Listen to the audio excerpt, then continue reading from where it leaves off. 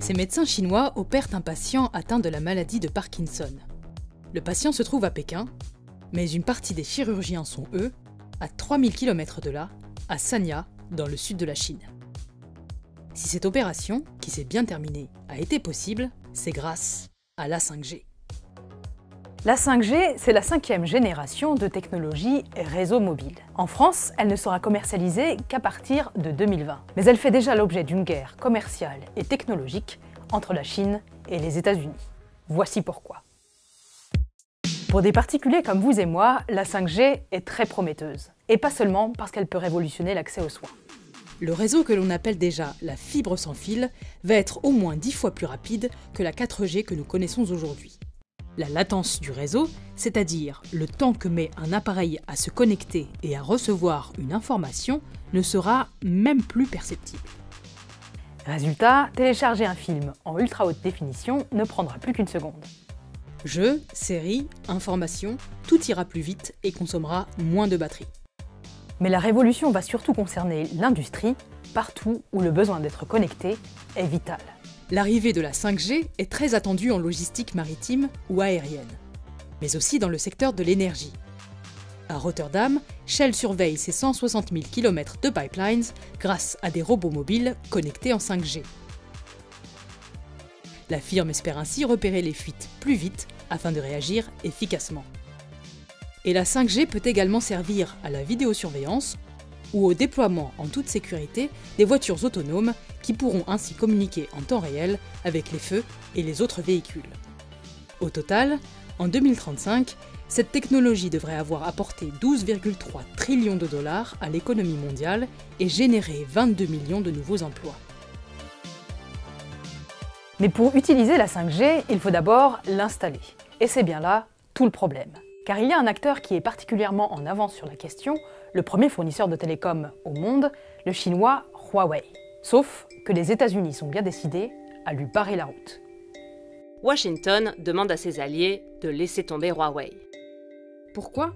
Eh bien parce que les États-Unis considèrent que Huawei, par l'intermédiaire de fonctionnalités cachées dans les équipements 5G, pourrait capter toutes sortes de données, et notamment celles très sensibles de l'armée. But as a result of our investigation, we do not have the confidence that these two companies, with their ties to the Chinese government, can be entrusted with infrastructure of such critical importance. Derrière les craintes de sabotage ou d'espionnage, les liens qui inquiètent Mike Rogers sont bien réels. Le fondateur de Huawei, par exemple, Zhen Zhengfei, est un ancien ingénieur de l'armée chinoise reconverti dans l'électronique. Il est aussi membre du Parti communiste chinois depuis 1978. Et en Chine, les relations avec les autorités sont essentielles pour développer une entreprise. Huawei est un champion national, c'est-à-dire qu'il défend les couleurs de la Chine dans son domaine, et pour cela, il a un soutien très fort de l'État chinois en termes de financement notamment. Et en retour de l'aide de l'État, les entreprises doivent accompagner les politiques officielles. Dans la loi sur le renseignement adoptée par la Chine en 2017, on peut ainsi lire: Toute organisation ou citoyen doit, dans le respect de la loi, soutenir, donner assistance et coopérer avec le renseignement national et maintenir le secret sur toute activité de renseignement dont il a connaissance. De quoi alimenter les soupçons des États-Unis qui font pression sur leurs alliés. L'Australie, par exemple, a décidé de suivre et de bannir à son tour les équipements Huawei de son territoire. En France, les opérateurs devront demander des autorisations préalables au gouvernement pour installer certains équipements matériels et logiciels. Cette défiance a obligé le très discret PDG de Huawei à prendre la parole face aux médias occidentaux. Et le gouvernement chinois a volé à son secours. 你说中国政府有没有要求自己的企业去监听他国的信息？我不知道是指的政府的还是公民个人的，反正有一条，这样做不符合中国法律，也不是中国行事的方法，现在不会有，将来也绝不会有。 Car du point de vue chinois, la guerre est surtout commerciale. En effet, si les États-Unis ont dominé jusqu'ici les technologies d'Internet et du numérique, la 5G pourrait bien faire basculer marché et influence du côté chinois. Et pour contre-attaquer, les États-Unis ont choisi notamment la voie de la justice. Meg Wanzhou, directrice financière de Huawei et fille du fondateur, a été arrêtée au Canada le 1er décembre 2018. Elle est accusée d'avoir vendu des équipements à l'Iran en violation des sanctions américaines à l'encontre de ce pays. Washington réclame donc son extradition. Et en janvier 2019, les Américains ont porté plainte contre Huawei. First, I am announcing that a grand jury in Seattle has returned an indictment that alleges 10 federal crimes by 2 affiliates of Telecommunications Corporation Huawei Technologies. Parmi les 23 chefs d'accusation finalement retenus, l'obstruction à la justice, le vol de secrets industriels et la fraude financière. Selon la justice américaine, des employés de Huawei ont par exemple pris des photos d'un robot et l'un d'eux en a dérobé une pièce sur un site de l'opérateur de téléphonie T-Mobile.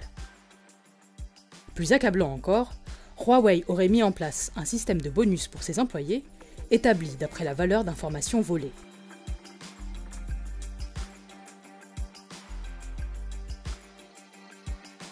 Huawei dément vigoureusement toutes ces accusations et dénonce une campagne politique. Car Donald Trump a fait de Huawei un levier de négociation dans la guerre commerciale qu'il livre à Pékin. En décembre, le président américain a ainsi laissé entendre que les poursuites pourraient être abandonnées en échange de concessions chinoises sur les accords commerciaux. Ça indique d'une manière très claire que ce dossier Huawei est finalement un dossier d'origine technique, mais à forte connotation politique. D'une part, dans la guerre commerciale États-Unis-Chine, mais plus largement, parce que cette guerre commerciale, elle vient d'où? Pour rétablir la balance commerciale américaine, mais aussi dans un cadre plus large, qui est celui de la rivalité de plus en plus marquée entre les États-Unis et la Chine pour le leadership mondial. Et jusqu'à présent, la Chine ne brillait pas nécessairement du point de vue technologique. Et là, elle est en train de mettre un cap sur la technologie tout à fait spectaculaire. Donc, c'est quelque chose d'extrêmement irritant pour les États-Unis, pour Trump. We cannot allow any other country to outcompete the United States in this powerful industry of the future.